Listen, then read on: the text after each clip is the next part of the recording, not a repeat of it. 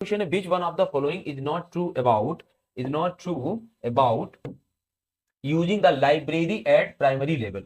यहाँ पर कह रहे हैं कि प्राइमरी लेवल पर अगर लाइब्रेरी यूज करनी है तो उसमें इसमें से कौन सा ऐसा ऑप्शन में से है जो रेलिवेंट नहीं है ना। प्राइमरी लेवल पे अगर लाइब्रेरी की बात करें तो कौन सा रेलिवेंट नहीं है। अगर हम लाइब्रेरी की ही बात कर लें तो आप सभी जानते होंगे कि किड्स के लिए लाइब्रेरी डिजाइन की जाती है, उनके बनाई जाती है, जहां पर बहुत सारे बुक्स होते हैं, चार्ट्स होते हैं, पेंटिंग्स होती है, मैन्युस्क्रिप्ट्स होती है, बच्चों के हाथ की बनी हुई चीजें होती हैं। तो वो सब चीजें लाइब्रेरी में अवेलेबल होती है, जहां पर बच्चे जाते हैं और बहुत मस्ती के साथ एक्टिविटीज करते हैं, पढ़ते हैं और एक दूसरे को भी शेयर करते हैं अपनी चीजों को, जो भी बुक्स वहां पर होती हैं, इन्फॉर्मेशन को जो उनको आता है। ठीक है, तो वही एक्वायर इन्फॉर्मेशन, नॉलेज लेते हैं, इंस्पायर क्यूरियोसिटी, अपनी उनकी क्यूरियोसिटी भी बढ़ती है, साथ साथ इनकरेज एक्सप्लोरेशन, और वहां उनका एक्सप्लोरेशन मतलब कुछ खोजने की चाहत भी बढ़ती है। ठीक है, मेक हैबिट ऑफ रीडिंग, सबसे बड़ी बात है कि आप लाइब्रेरी में आपकी एक पढ़ने की आदत डेवलप होती है। ठीक है, किनके माध्यम से? बुक्स हैं, चार्ट्स हैं, पोस्टर्स हैं, साइन और मैन्युस्क्रिप्ट्स द्वारा। ठीक है, तो इतनी बात आपको पता चल गई किड्स लाइब्रेरी के बारे में। अब हम लोग आते हैं अपने क्वेश्चन पे, तो कौन सा सही नहीं है। पहला देखते हैं, teachers and other adults can also model reading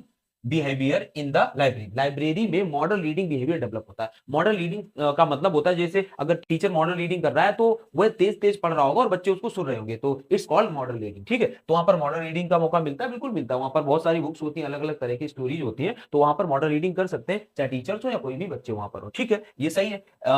read aloud of the text book can be, ये देखना, read aloud of the text book can be best done in a library. ठीक है, इसको थोड़ी देर के लिए हम छोड़ देते हैं। थर्ड देखिए, learners can be expose to a variety of genres of children's literature. यहाँ पर जो सीखने वाले बच्चे होते हैं उनको जो चिल्ड्रन लिटरेचर होता है, बाल साहित्य होता है, उसके बहुत सारे जेनर से रूबरू होने का मौका मिलता है। आप वहां पर स्टोरीज भी पढ़ते हैं, आपको वहां पर पोएम्स भी होती हैं, नॉवेल्स भी होते हैं, बहुत कुछ होता है जो आप वहां करना चाहो। ठीक है, पेंटिंग्स भी होती है, तो ये भी बात सही है कि हाँ उसका एक पार्ट है। As an active environment, as an active environment for encouragement, किसके एनकरेजमेंट के लिए? विद बुक्स, बुक्स के साथ आपको एक एक्टिव एनवायरमेंट लाइब्रेरी में मिलता है, जहां पर आप फ्री होके बहुत सारी गतिविधियां कर सकते हो। तो ये भी सही है, ये भी सही है, और फर्स्ट तो सही था ही। केवल ये जो कहा गया है कि टेक्स्ट बुक, आप सभी जानते हो टेक्स्ट बुक का लाइब्रेरी में कोई रोल नहीं होता। लाइब्रेरी एक सेपरेट तरह से डेवलप की जाती है, जहां पर बच्चों के अकॉर्डिंग, उनकी टेस्ट के अकॉर्डिंग और जरूरत के अकॉर्डिंग वहां पर बुक्स होती है। ठीक है, तो ये जरूरी कतई नहीं है कि टेक्स्ट बुक को वहां पर रीड अलाउड किया जाए या पढ़ा जाए। तो यही हमारा ऑप्शन कैसा हो जाएगा, जो इसमें शामिल नहीं है, गलत हो जाएगा। ठीक है।